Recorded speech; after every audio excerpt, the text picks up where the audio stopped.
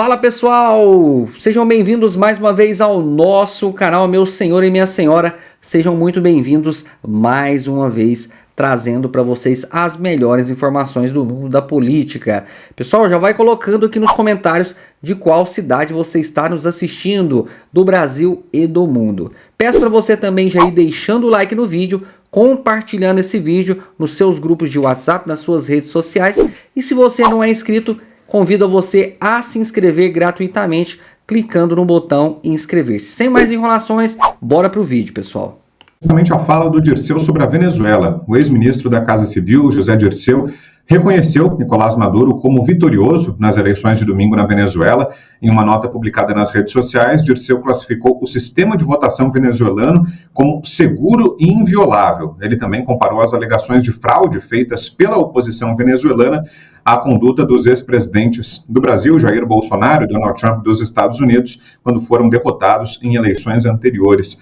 Ô Conste, aí, pegando carona até no que falou a deputada sobre o Zé Dirceu, será que de alguma forma você vê o ex-ministro vindo a público para vocalizar aquilo que pensa o Lula? Porque ele ainda tem influência, apesar de não ter cargo hoje, é uma das grandes lideranças do petismo, né, um cabeça ali da esquerda brasileira. Será que ele, nessa posição dele, sem estar no governo, ele vem a público para falar isso? Será que de uma certa forma para organizar a militância, para revelar o que verdadeiramente pensa o governo e tenta esconder, camuflar, Consta? Eles não estão com muito pudor, não, Brown. Eles estão escancarando o que sempre foi o PT, né? Um partido que ajudou a criar o Foro de São Paulo ao lado do Fidel Castro e que defende as ditaduras todas comunistas mundo afora. Dirceu falou isso e parece que pouco depois foi internado com insuficiência coronária, é o que estão dizendo agora, que ele está internado, né? Mas é isso, né? O Dirceu é o codinome Daniel, treinado em Cuba, né? Defende terroristas, desde sempre defendeu terrorismo, né? Para atingir suas metas, suas causas, e a causa do Dirceu é uma só, um poder totalitário. Então ele não faz muita questão de esconder isso. Ele está com mais desenvoltura perante esse Brasil novo, em que o ladrão voltou à cena do crime, em que os tucanos passaram a se ajoelhar e beijar o tapete do Lula, e inventar um monte de coisa, e todos os da Lava Jato estão soltos, e todos os que foram responsáveis pela Lava Jato estão perseguidos. O Dirceu está muito à vontade nesse cenário para dar os pitacos dele. Antes ele estava mais nos bastidores, mais acuado, agora ele está dando festa de arromba, falando abertamente em talvez ser deputado federal de novo. Ele está soltinho, livre, leve e solto, assim como Sérgio Cabral e tantos outros, né? Agora vamos lá. Eu vou voltar aqui à minha questão principal, porque do Dirceu, Brown, a gente já sabe o que esperar. O Dirceu é isso. O Dirceu vai dizer que o sistema eleitoral venezuelano é inviolável e que Cuba é uma democracia maravilhosa. Ele vai dizer isso, ele tem coerência, ele diz isso a vida inteira, né?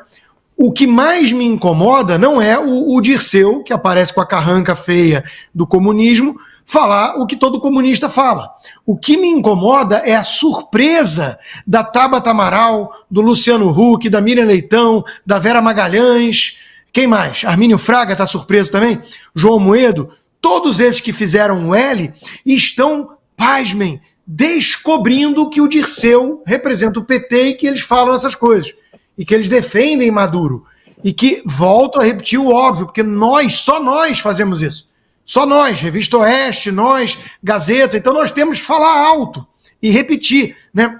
O Maduro não virou ditador nesse domingo. Tem um bando de gente chocada que descobriu, não, isso não é possível que o Lula, moderado, democrata, não vai criticar isso que o Maduro fez esse domingo. Isso tudo é um teatro chinfrim. Esse roteiro, esse sketch deve ter sido escrito pelo Greg, pelo Guga, sei lá, alguém assim, desmiolado, porque é tão patético isso. O cara defende a vida inteira o Maduro e antes dele o Chaves. O Dirceu articula. O Salles disse aqui no nosso programa, né? O Celso Amorim é parte desse troço todo. Aí hoje tem lá o Marcelo Tais, outro bobalhão desses, falando o Celso Amorim perdeu uma chance de entrar para a história como grande democrata. Porra, o cara chegou, tem vídeo circulando, o cara chegou na Venezuela. Olha, quem é solteiro, eu dou aqui uma recomendação. Procura uma namorada que olhe para você como o Celso Amorim olha para Maduro. É uma coisa comovente, o amor venceu. Aliás, o Maduro andou repetindo a mesma fala do Lula, porque eles perderam qualquer pudor. O amor venceu e matou mais de 15 pessoas e prendeu centenas e paulada em todo opositor e tortura no líder da oposição que foi sequestrado diante das câmeras da TV. Então, ô Brown, a gente tem que falar sério, a nossa audiência exige isso e merece esse respeito. A gente nunca vai tratá-los como o William Bonner trata a turma da Globo. O Maduro é um ditador há anos, o Dirceu é bajulador de ditadores, treinado por ditador, o mais sanguinário assassino deles, que é o Fidel Castro, que eu tenho dúvida se está no inferno ou assumiu o inferno. Porque tem uns que quando chegam lá, o capeta morre de medo. É concorrência pesada, né? E agora essa turma toda da Globo e companhia fingindo surpresa porque o Lula não está defendendo o seu legado de democrata, de uma aliança pela democracia que venceu na última eleição. Isso é coisa de gente culpada, cúmplice, tentando tirar o seu da reta. Mas nós estamos aqui para não deixar isso acontecer. São todos cúmplices do Dirceu e do Maduro. Oi, deputada, diga. Inclusive, lembrando a visita que o Lula fez à Nova Guiné, a Guiné na África, em 2005, um ditador que estava lá há 31 anos e que eu consegui resgatar hoje o vídeo do William Bonner dizendo que foi um pouco controversa a ida dele à Guiné, já que o ditador estava lá há 31 anos governando e que teve que colocar, inclusive, tanques na rua e pessoas fortemente armadas para garantir a segurança do Lula. E tinha uma faixa muito grande falando sobre a amizade entre o Brasil e a Guiné. Então, assim, isso não é de agora, como o Rodrigo está falando. Teve uma pergunta que você me fez, que eu acabei não respondendo, sobre o que o Congresso pode fazer. O Nicolas Ferreira já entrou hoje ele está fazendo um texto para todos nós assinarmos a respeito do que está acontecendo com a Venezuela, mas assim, é complicado, porque na minha opinião, desculpa cortar, assim, não sei se estava na programação de vocês, mas uma coisa que está no meu coração há muito tempo e a gente não está falando sobre isso, é desde quando o Maduro começou a criticar o nosso sistema eleitoral e que proibiram que observadores do Brasil fossem até a Venezuela observar a eleição na Venezuela, justamente para que nós não tivéssemos ali a nossa digital nesse mais um golpe que aconteceu no domingo, e que a gente sabe que, obviamente, o Nicolás Maduro não só deu um golpe agora, como eu acho que foi só uma coisa um pouco mais escrota dessa vez, né, a forma como ele fez, parecendo que não sei, dando uma certa maquiagem, né, de algo como se fosse, eu acho que das outras vezes ele tinha um pouco mais de decência de fazer a coisa mais aberta, né, fazer o golpe mesmo aberto. Dessa vez ele teve uma decência teatral de fazer parecer que não foi golpe, entendeu, de dizer, olha, e aí a gente tem que conversar também sobre a OEA, né, que teve a votação agora há pouco, que graças ao Brasil não vai ser... o golpe na Venezuela não vai ser discutido pela OEA, né? É isso aí. Ô Fabi, e só antes de te passar, deixa eu registrar aqui, chegou um superchat do Denis Silva, e aí, só quebrando aqui, eu sei que o assunto é sério, mas o Denis falou que você fica muito bem de azul, viu, Fabi? Anota aí a dica do Denis, tá aprovado o look de hoje, chovendo molhado, né? A Fabi tá elegantíssima todas as noites, hoje não é diferente. Mas essa fala do Dirceu, hein, Fabi, elogiando o sistema eleitoral venezuelano, que acha... Bom, eu fiquei... Acho que está fechado assim, o áudio aí. Agora chegou. Chegou, né? Acho que deu uma falhada na internet. Bom, o Constantino aqui deu uma bela resumida, né? Dirceu é Dirceu. Quem se espanta com Dirceu, pelo amor de Deus. Eu só vou pegar uma frase hoje que eu ouvi do Augusto Nunes no Estúdio Oeste, que eu achei maravilhosa, né? Ele dizendo lá que ele é um cara frustrado, né? Um cara que não conseguiu grandes coisas. É verdade, Dirceu é isso mesmo, né? Ele tenta passar essa imagem de intelectual da esquerda, mas a esquerda que eu até falei, esquerda cafona, eu acho a esquerda cafona porque ela não se enquadra. Vocês ouvirem o discurso do Maduro, se vocês ouvirem o que as notas oficiais do governo Lula estão dizendo, a gente pensa que nós estamos no planeta em 1980, e mesmo assim talvez cascafona, fora de época, né? É o discurso O Maduro teve impressionantemente a capacidade de falar, inclusive, do diabo, e citou filmes de Hollywood. Uma coisa assim, completamente absurda. Aí a gente chega no ponto de que temos aí, então, a votação na OEA, e eu quero ver a ginástica que esse pessoal da mídia militante vai fazer para passar o pano para o governo Lula. Porque eles estavam dizendo assim, olha, o governo Lula está se manifestando igualzinho aos Estados Unidos. Vou enfatizar, não é igual aos Estados Unidos. Os Estados Unidos, por mais que seja de esquerda, eu duvido mesmo que eles vão achar normal aquela cena do Geraldo Alckmin, né, que é representante oficial do Brasil, infelizmente, e também duvido que eles estão na mesma condição. Não é verdade, eles pediram as atas, que também eu acho absurdo, mas eles pediram e com rapidez, foi tudo que Maduro não fez. O Brasil não fez essa ressalva. O Brasil não agiu dessa forma. Então, realmente, né, o Celso Amorim é responsável por essa péssima conduta, nem chanceler oficial ele mas não importa. Porque o que eles estão fazendo, o estrago que eles estão fazendo para nós, brasileiros, diante do mundo inteiro, sinceramente, eu não sei se isso é recuperável.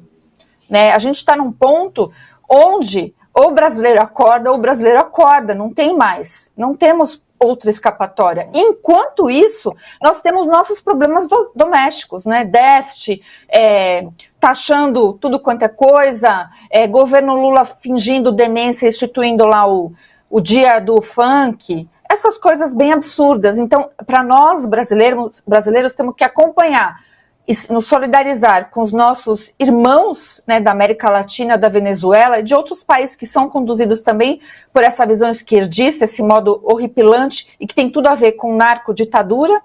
E, ao mesmo tempo, a gente tem que olhar para o nosso próprio país, para eleições municipais, porque também temos eminência, por exemplo, de São Paulo, ter um prefeito que também gosta do Hamas.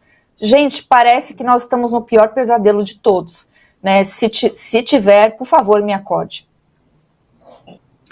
Agora, Silvio, eu queria te ouvir um pouquinho sobre as consequências que isso pode ter para o Brasil, porque às vezes parece algo até um pouco distante, ideológico, abstrato, muito conceitual, mas isso, imagino, tem consequências, né, para as empresas brasileiras, para investimentos que o país recebe, né, quando o Brasil se alinha a esses países que estão apoiando o regime iraniano, que estão apoiando o Hamas, China, Rússia, próprio Irã, né, que lamentou a morte do líder do Hamas. Quando o Brasil se alinha a esse bloco, imagino que isso, até sobre a nossa economia, sobre as nossas questões internas, tenha consequências, não, Silvio?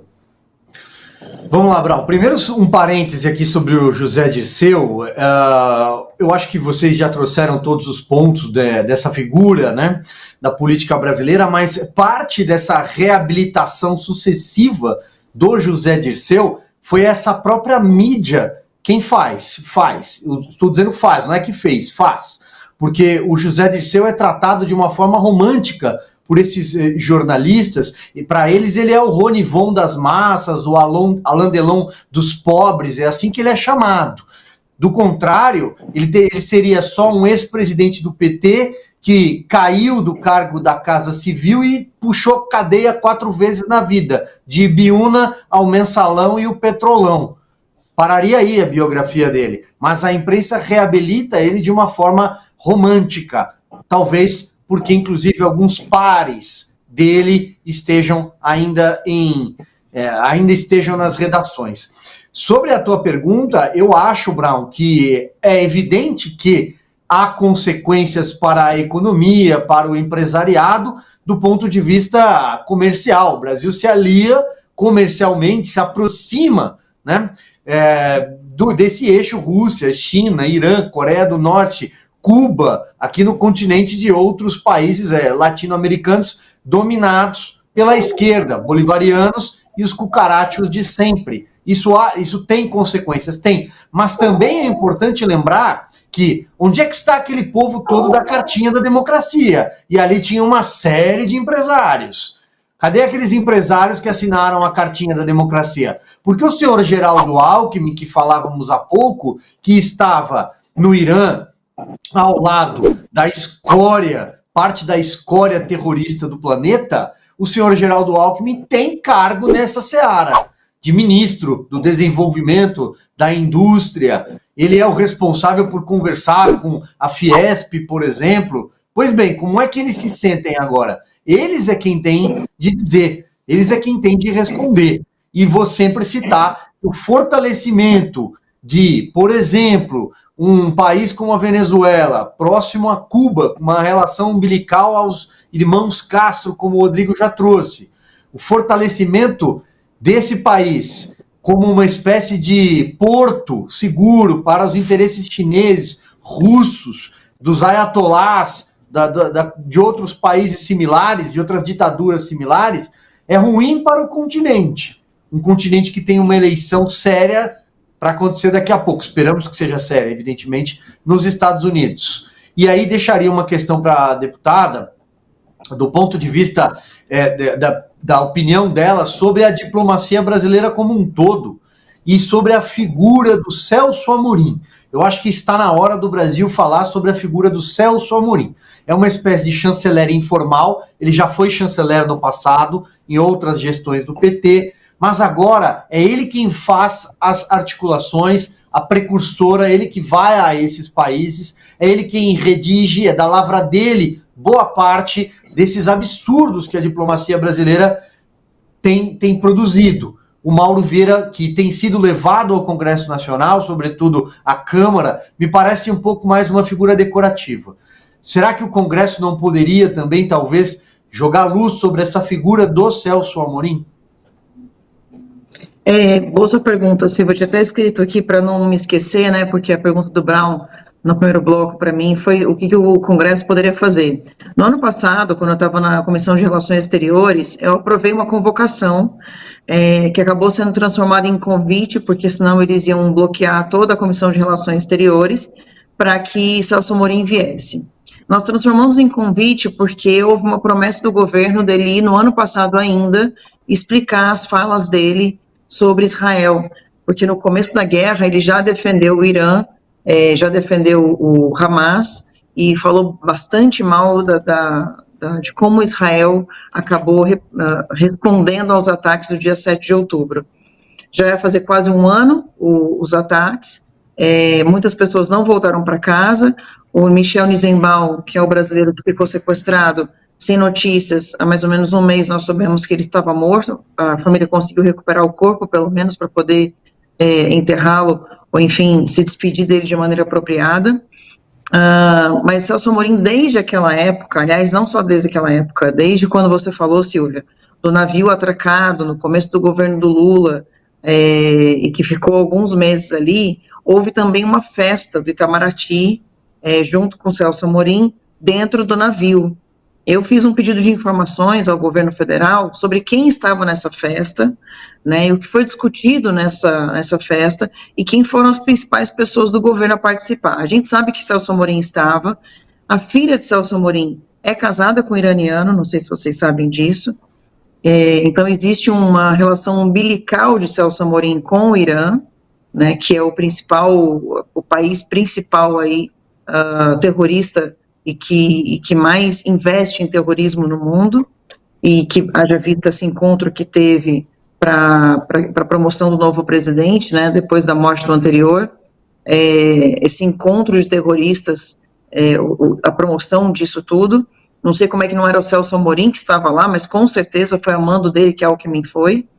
E vejam só, no final do ano passado, mesmo com toda a cobrança que eu fiz ao governo federal, por que o Celso Amorim pode ser convocado? Porque ele é um assessor especial internacional do presidente da República, ele é uma das poucas pessoas próximas ao presidente que não são ministros, que podem ser convocados pela Comissão de Assuntos Exteriores. O que acontece é que, a gente estava falando agora das eleições, por exemplo, não, tem uma outra coisa que eu queria falar antes disso.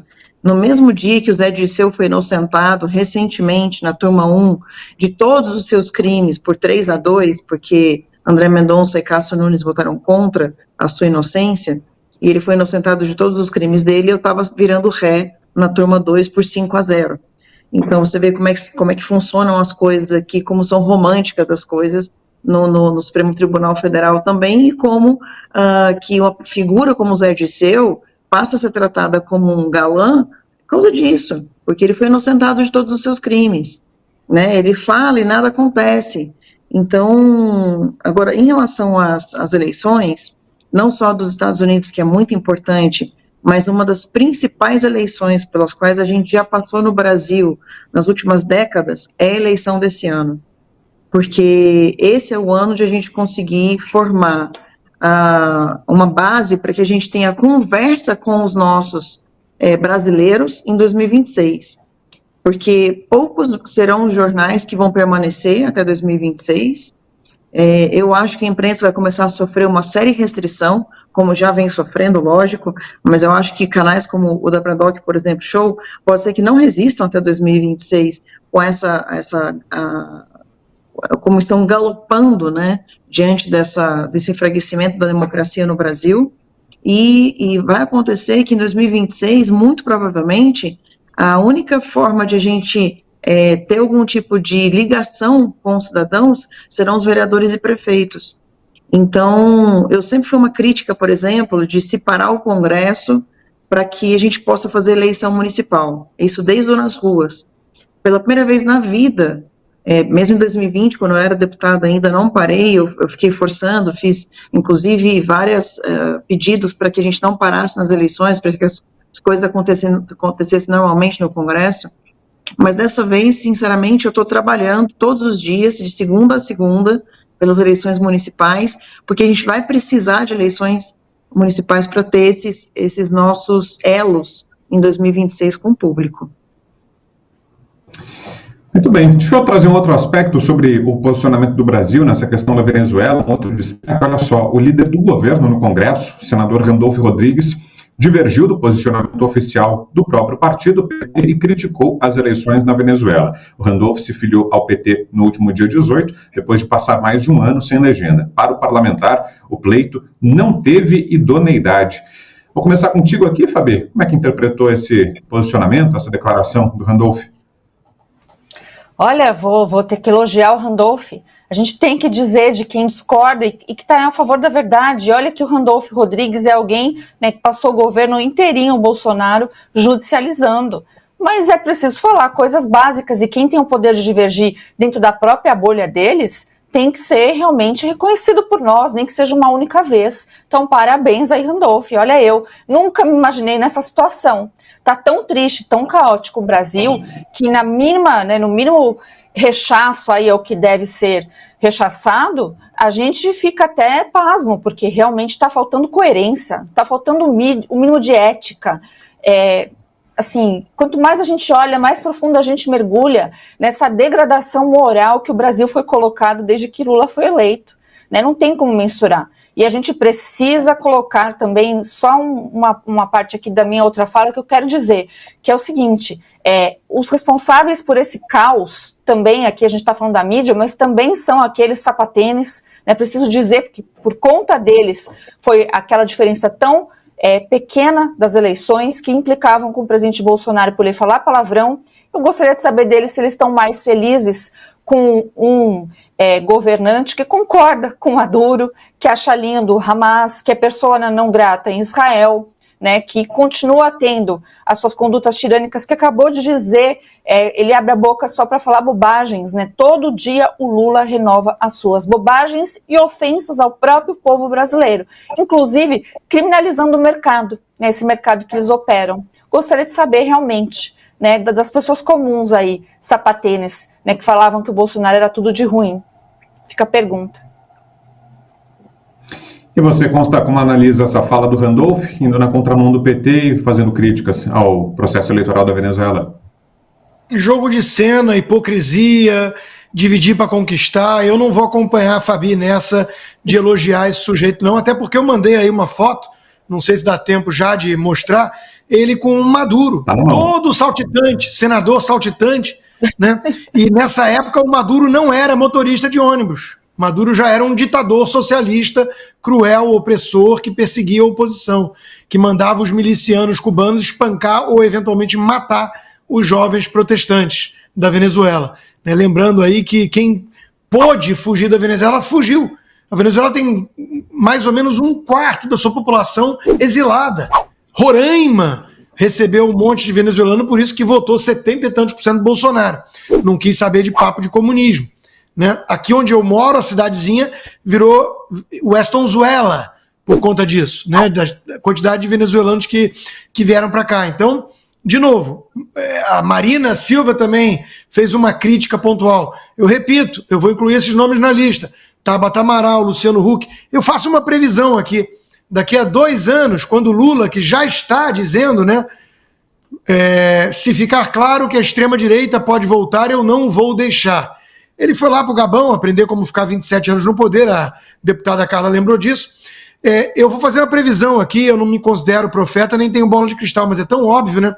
Daqui a 2 anos, quando tivermos eleição, mesmo que não seja o Bolsonaro, que está inelegível, mesmo que seja o Tarcísio, né, que é um tecnocrata, mesmo que seja um Zema, qualquer um, que não seja da turminha do PT, propriamente dito, lá estarão Tabata, Luciano Huck, Randolph, Marina, todos esses de mão dada fazendo L, Pondé também, todos eles fazendo L, assinando cartinha para defender a democracia contra a ameaça fascista. Então, assim, para cima de mim, esse teatrinho não cola. É tudo farinha do mesmo saco podre. Tanto é que o Lula está lá bajulando terrorista, bajulando Maduro, e eles estão, eu não concordo com isso em particular, mas o Lula é fofo. Então isso aí não engana ninguém. E rapidinho, deixa eu só fazer um agradecimento a você que está aqui nos acompanhando, 15 mil pessoas nos assistindo, muito obrigado pela ótima audiência mais uma vez, e ao Alexandre e ao Juan, que fizeram um superchat aqui pra gente, valeu, muito obrigado, Alexandre e Juan. Deputada, queremos ouvi-la também sobre essa fala do Randolph Rodrigues, como é que a senhora interpretou? Randolph é um falso, sem vergonha, mau caráter. Fabio, eu te entendo quando você tem vontade de dar parabéns, porque a gente... eu já fui mais assim, né, de a gente ter uma certa ingenuidade e não só ingenuidade, mas a gente querer olhar para os outros e julgar os outros como a gente julga nós mesmos. Então, a tendência nossa, né, principalmente das mulheres, é querer olhar e tentar olhar o lado bom de alguém. Mas esse homem não tem lado bom, né? O Randolph não está sentindo nada daquilo ali. Aquilo nada mais é que um teatro para dizer, olha, alguém do PT discorda e o PT é democrático. Então o PT não vai fazer nada com o Randolph porque o PT respeita, né, o poder de fala do Randolph.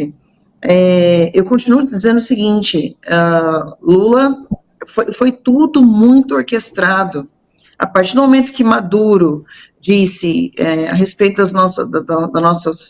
da possível fraude, etc., e eu digo mais uma vez para vocês, tem uma pessoa que eu conheço bastante, algumas pessoas, né, que eu conheço bastante bem, que veio da Venezuela, e uma em específico, me disse o seguinte, que o modelo ali, né, de você poder imprimir seu voto, etc., as atas, elas geram uma espécie de boletim de urna muito mais confiável do que o nosso, pelo tema de poder imprimir o voto. Então, as atas, elas foram para cada um que acompanhou as eleições, e, por exemplo, os observadores do Brasil, se tivessem ido até lá, poderiam ter ficado com cópia dessas atas. Então, prestem atenção nisso. Se nós tivéssemos observadores do Brasil, lá na Venezuela, nós poderíamos ter ficado com atas, assim como a oposição ficou com as atas. Então, Gonçalves tem essas atas. Às 9h da noite, já se acusava que Gonçalves estava indo rumo à vitória. E eles pararam, então, houve uma espécie de um blackout, etc., e eles pararam de receber algumas atas, e simplesmente Maduro e o seu comitê eleitoral, que hoje ele fez uma farsa de ir lá e entregar as atas. Alguém acredita que aquelas atas ali são as verdadeiras, né? Ninguém acredita.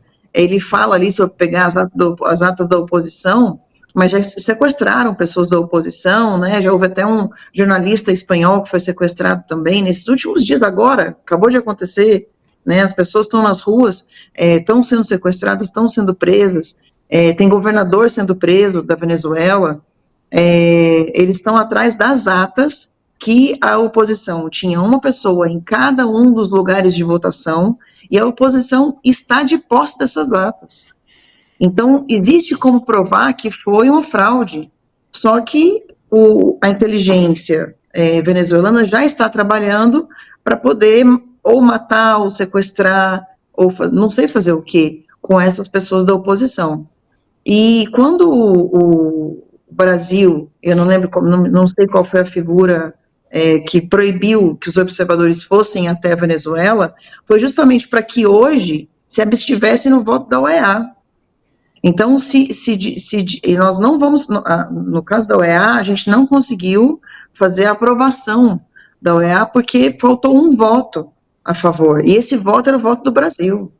Então, desde lá de trás, já se pensou em não levar observadores para lá. Então Maduro já criticou o sistema eleitoral, e alguém acha que Alexandre de Moraes vai ficar chateado com Maduro porque ele criticou o sistema eleitoral do Brasil? Ou tudo só foi feito como um grande teatro para que nós não enviássemos observadores, não tivéssemos agora que hoje nos abster ou ter que tomar uma posição, né? Então, enquanto o Dirceu, que comanda praticamente tudo, fala que encontrou, né, que acreditou nas eleições da Venezuela, na OEA o Brasil se absteve, assim como Colômbia se absteve, que hoje tem um presidente que é as Farc. Então, a gente já vê que caminho a gente está galopando. Nós estamos galopando rumo ao comunismo. E, assim, como, não sei se foi a Fabiana falou, né, acho que trouxe aí os dados, né, do dólar a 5,66, nossa dívida já chegou a 7 trilhões, né, cresceu 2,25% só agora em junho. Então, já passa de 7 bilhões em junho. E eu estou bastante preocupada. Então, e são tantas frentes que a gente não está conseguindo atacar todas as frentes. Quando a gente ataca uma, outra já explodiu. A gente ataca essa outra já explode. E a gente não dá conta eu acho que inclusive vocês, jornalistas, né, já é difícil cobrir tudo isso.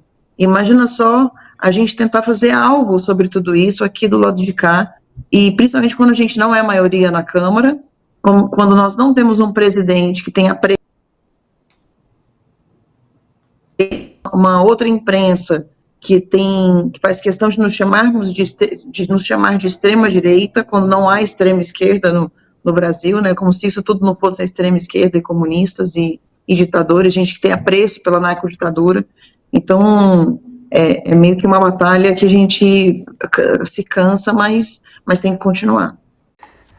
Tá aí, né, pessoal, as informações para todos vocês. Vou pedindo para você colocando aqui nos comentários a cidade que você está nos assistindo, e peço para você a gentileza, meu senhor e minha senhora, para ir deixando o like no vídeo. Deixe o like no vídeo para ajudar a fortalecer o vídeo e o canal. Peço também para você compartilhar esse vídeo e se inscrever aqui, caso você não seja inscrito em nosso canal. Clique aí no botão inscrever-se logo abaixo para ficar inscrito e fazer parte da nossa família patriota. Pessoal, espero que vocês tenham gostado desse vídeo. Mais tarde tem vídeo novo no canal. Um forte abraço e te espero no próximo vídeo.